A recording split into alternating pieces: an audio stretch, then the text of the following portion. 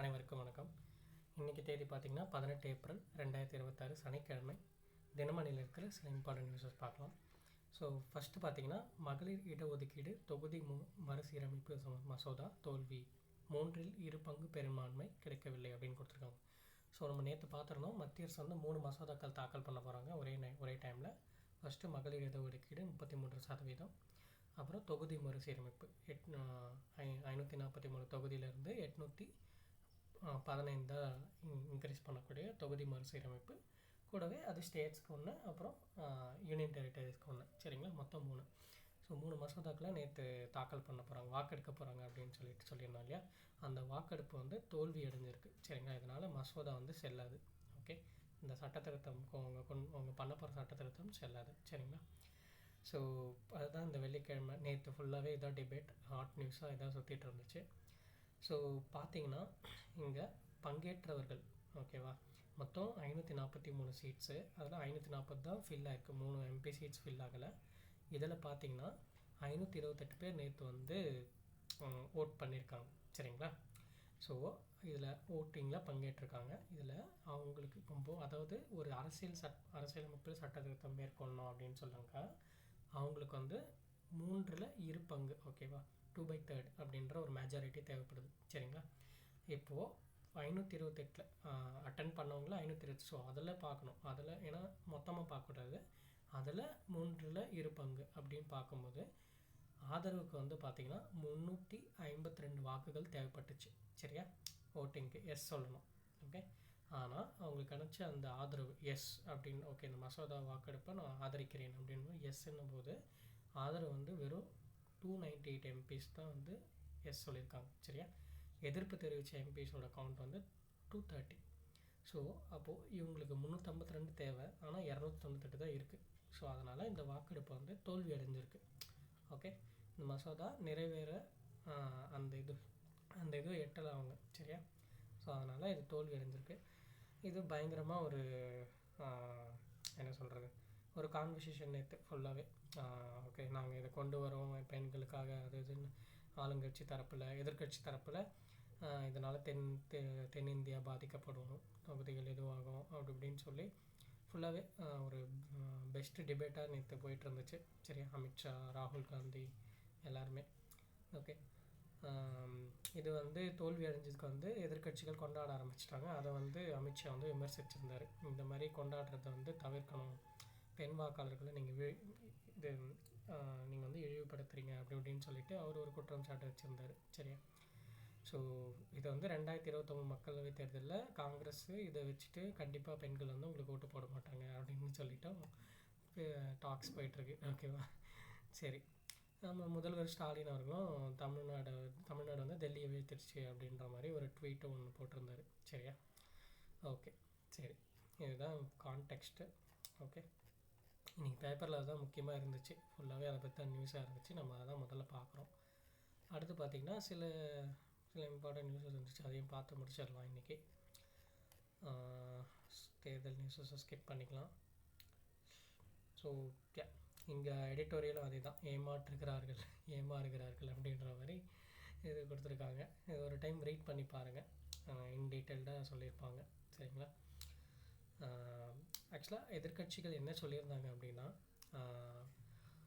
நாங்கள் மகளிர் இடஒதுக்கீடை நாங்கள் ஆதரிக்கிறோம், அது நீங்கள் இப்போ கூட பண்ணுங்கள், ஆனால் தொகுதி மறுசீரமைப்பு இருக்கு இல்லையா, அதை வந்து நீங்கள் சென்சஸ் எடுத்துகிட்டு அதுக்கப்புறம் டீலிமிட்டேஷன் பண்ணுங்கள் அப்படின்றது தான் அவங்களுடைய கருத்து. அதனால தான் அவங்க மொத்தமாக எதிர்த்ததுக்கு காரணமே அதனால தான். இதனால் தென்னிந்தியா பாதிக்கப்படும்ன்றது தான் அவங்களுடைய இதை வச்சுட்டு சொல்லியிருந்தாங்க. சரியா, ஸோ அதுதான் இங்கே பேசியிருப்பாங்க. ஓகே, சரி. ஸோ இந்த ஒரு இது இன்னும் நீடிச்சுக்கிட்டே இருக்குது. ஏன்னா அந்த டைம்லேருந்தே கொண்டு வர பார்க்குறாங்க 33%, பட் இன்னும் அது நிறைவேறலை. மன்மோகன் சிங் டைம்லேருந்தே இதை கொண்டு வர பார்த்தாங்க, பட் இன்னும் அது நிறைவேறலை. சரி, அடுத்து வந்தோன்னா லைக் சேம் ஃபுல்லாகவே அதை பற்றி தான் நியூஸஸ். நம்மளுடைய திமுக எம்பிக்கள், தமிழக எம்பிக்களும் வந்து பார்த்திங்கன்னா நீங்கள் இடஒதுக்கீடை நாங்கள் ஆதரிக்கிறோம் அப்படின்ற மாதிரி தான் அவங்களும் பேசியிருந்தாங்க. சரியா, ஓகே, சரி. அடுத்து பார்த்தீங்கன்னா, இன்னைக்கு வந்து பிரதமர் மோடி அவர்களும், எதிர்க்கட்சி தலைவர் ராகுல் அவர்களும் தமிழகத்தில பிரச்சாரம் பண்ண போறாங்க. மோடி அவர்கள் கோவை சைட்ல வராங்க. ராகுல் அவர்கள் திருச்சி சைடுக்கு போறாங்க. சரிங்களா? ஓகே. ஏன்னா தேர்தல் நெருங்கிடுச்சு. இன்னும் ஒரு 5 டேஸ் தான் இருக்குது ஓட்டிங்க்கு. ஓகே. அடுத்து வந்தோம்னா, ஓகே, இங்கே பார்த்தீங்கன்னா, தமிழகத்தில் 37 மாதிரி சூரிய கிராமங்கள் திட்ட அறிக்கை தயாரிக்கும் பணி தீவிரம் அப்படின்னு கொடுத்துருக்காங்க. ஸோ சென்ட்ரல் கவர்மெண்ட்டோட ஒரு ஸ்கீம் உங்களுக்கு தெரியும், பிஎம் சூரியகர் முக்தி பிஜ்லி யோஜனா அப்படின்னு சொல்லிட்டு. சரியா? இது வந்து சோலார் இது பிளேட்ஸை இன்ஸ்டால் பண்ணி அதிலேருந்து இது பண்ணுறக்கூடிய ஒரு அவங்க வந்து மானியம் தருவாங்க. சரியா? நீங்கள் 1 கிலோவாட்டுக்கு 30 ரூபா அப்படின்ற ஒரு மானியம் தருவாங்க, நம்ம சூரிய மின்சக்தி யூஸ் பண்ணோம் அப்படின்னா வீடுகளுக்கு. சரியா? ஸோ இப்போது இந்த திட்டம் வந்து கிராமங்களுக்கும் அவைலபிளாக இருக்குது. சரியா? ஓகே. ஸோ இப்போ அதாவது பார்த்திங்கன்னா, தமிழகத்தில் சென்னை தவிர்த்து 37 மாவட்டம் இருக்குது இல்லையா? 37 மாவட்டத்தில் 5000த்துக்கும் மேற்பட்ட மக்கள் வசிக்கக்கூடிய கிராமங்களை தேர்வு செஞ்சு அங்கே ஒரு சூரிய சக்தி மின் நிலையம் மாதிரி ஒரு சின்ன ஒரு ஸ்டேஷன் மாதிரி அமைச்சு, ஓகே, சோலார் ஸ்டேஷன் மாதிரி அமைச்சு அதுலேருந்து நம்ம எலக்ட்ரிசிட்டி ஜென்ரேட் பண்ணி அங்கே இருக்கிற மக்களுக்கு கொடுக்குற மாதிரி. சரி, இதுதான் ஸ்கீமோட கான்செப்ட். ஸோ இதுக்கு வந்து இப்போது இந்த திட்ட அறிக்கை எந்தெந்த ஊரில் 5,000 பீப்புள் மேலே இருக்காங்க அப்படின்ற ஒரு திட்ட அறிக்கை தயாரித்து அதை வந்து மத்திய அரசிட்ட கொடுத்து அவங்க ஒப்புதல் பண்ணி அவங்க அந்த 1 கோடி ரூபாய் நிதியுதவி தருவாங்க. ஓகேவா? அதுதான் சூரிய சக்தி கிராமம்னு சொல்கிறாங்க. ஓகே, 1 கோடி நிதியுதவி வழங்குகிறது. தமிழகத்தில் சென்னை தவிர 37 மாவட்டத்தில் உருவாக்கும் பணிகள் மேற்கொள்ளப்பட்டிருக்கின்றன. சரிங்களா? ஓகே, இதான் கான்செப்டை இதை நம்ம பார்த்து வச்சுக்கிறோம். ஓகே, சரி. அடுத்து வந்தோம்னா, இங்கே பார்த்தீங்கன்னா, மாநிலங்களவை துணைத் தலைவராக ஹரிவன்ஷ் போட்டியின்றி தேர்வு அப்படின்னு சொல்லியிருக்காங்க. ஸோ இவர் தான் ஆல்ரெடி 2 டைம்ஸ் இருந்திருப்பார். ஓகே, அவங்களுடைய பீரியடில் 2014 19 ஆகட்டும், 1924 ஆகட்டும். இப்போது 24 இவரோட பதவி காலம் வந்து முடிஞ்சிருந்தது. சரியா? ஏப்ரல் 9 முடிஞ்சிருந்தது. இப்போது இவர் வந்து மறுபடியும் தேர்வாயிருக்கார். சரியா? இதுக்கு எதிர்க்கட்சிகள் வந்து கலந்துக்கல. ஏன்னா அவங்க மக்களவை துணைத் தலைவரே நீங்கள் வந்து இன்னும் இது பண்ணல, அதுவே 7 ஆண்டுகளாக காலியாக இருக்குது. ஆனால் நீங்கள் மாநிலங்களவை துணைத் தலைவர் தேர்தல் நடத்தி இது பண்ணுறீங்க, செலக்ட் பண்ணுறீங்க அப்படின்னு சொல்லிட்டு.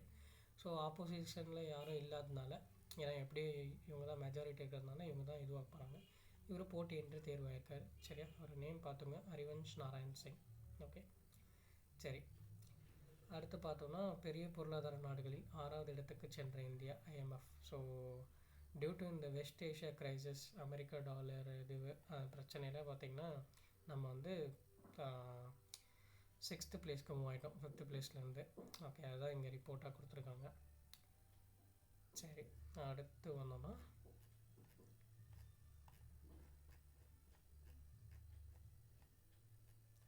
ஸோ இந்த பைப்லைன் கேஸஸ் பற்றி நம்ம பார்த்துருந்தோம் இல்லையா? இப்போ வந்து மத்திய அரசு வந்து திட்டங்கள் கொண்டு வர போகிறாங்க அப்படின்னு சொல்லிட்டு. ஸோ அதுதான் இங்கே கொடுத்துருக்காங்க. நாடு முழுவதும் ரூபாய் 12,500 crores இந்த ஒரு பைப்டு நேச்சுரல் கேஸ் PNGன்னு சொல்லக்கூடிய அதை கொண்டு வர போகிறாங்க. ஓகே, சரி. அவ்வளோதான் எனக்கு இருந்த முக்கியமான செய்திகள். நம்ம நாளைக்கு செய்தித்தாள் வாசிப்பில் சந்திக்கலாம். தேங்க்யூ.